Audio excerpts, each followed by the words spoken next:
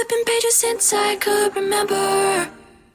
That told me I had to be within the lines of 2 degrees and 9 to 5. This is Northeastern State University, the Broken Arrow campus. And as you can see, it is a nice campus. I love campuses that have trees and trails and that are, you know, just nestled in the community, in the area they're around. They didn't just flatten land and trash it. So that's awesome. All right, and so this is a very nice campus, and as you can see, they have this signage here that you can see from above or off the highway. It's kind of raised, so you can see that off the highway. But it's a beautiful campus, and it's a good school from what I hear. I've known a couple people that have gone. Walking a little further in, obviously the campus is closed. But you can see that red brick is a theme around the school and that glass. And I like that design. It's not exactly like the Hardesty Library, but it's similar where you have this glass with the blue tint. So that's nice. Floors are nice. Got some artwork on display. Broken Arrow campus, August 2001.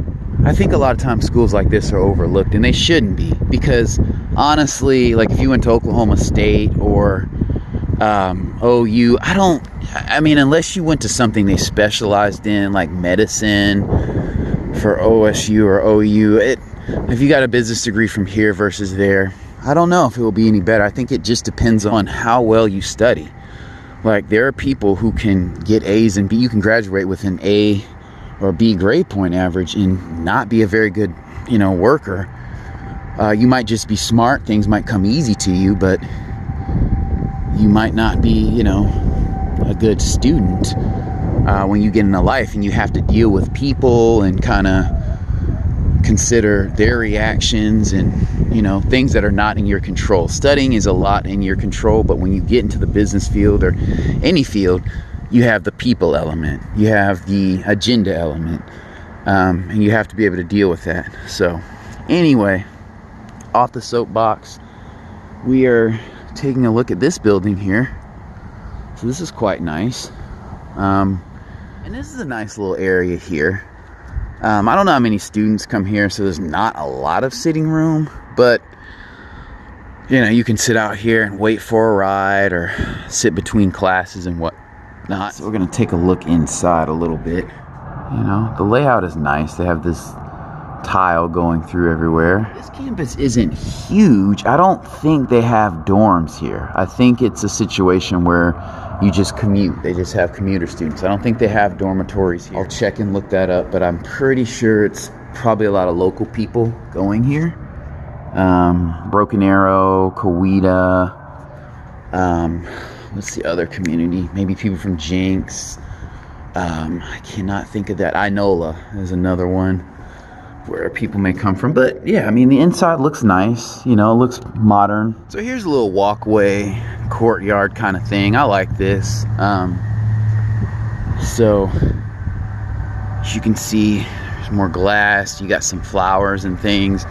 On the other side, there's another raised glass walkway. All right, like most colleges and universities, you do have a lot of sidewalks and driveways, and so this one's no different, but this is a nice area.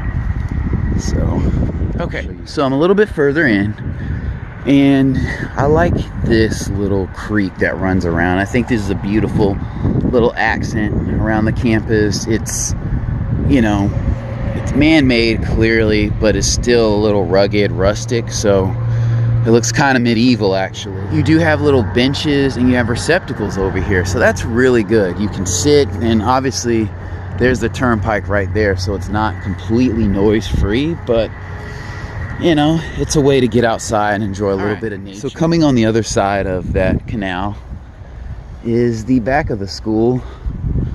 And as with most colleges and universities, again, they have plenty of parking back here. As you can see, there's good lighting. The back of the campus. Show you that. I won't make this video too long, but All right, so as you can see, there's some faculty and staff parking, and there's a little bridge here. These grounds are taken care of, obviously, and I think that's important too. It's not like a super huge campus for you to get lost on. You know, it's not super small to where I don't think everyone will know your business and that kind of thing, but it's not super big to where you're like overwhelmed. Which, if you, at any school, if you find the right friends, it can be an intimate setting. Can't really see too well in there, but all right, so that's the library. And these are some glass walkways, so we're continuing with that theme. And I'm just gonna show you a little bit more of the camp. And as you can see, we're walking out here into an open courtyard type area. But I like how they have these little open areas in between. So you can kind of step outside if you need to. Maybe you're getting overwhelmed with your studies or you're stressed out. You need to walk a little bit. You're in the library. You can come outside. Sometimes those things can jog your memory. So, yeah, this is nice. Very nice. You have benches here.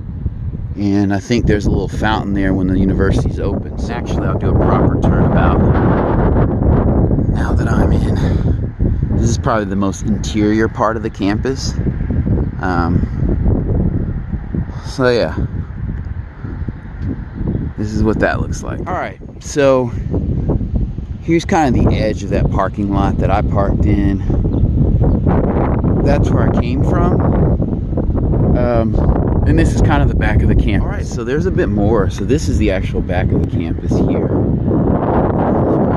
Liberal arts building. But as you can see, there are also benches and things back here. And there's obviously a Frisbee golf course back here. All right, so keeping with the wind theme, there is some workout things over here where you can kind of do some push-ups and do some pull-ups over here. So this is quite handy here. And you can see there's a turnpike back there, and I won't walk over there, but there's also like a semi-covered seating area, so that's cool. And I believe the trail goes back here, so we'll take a walk back here.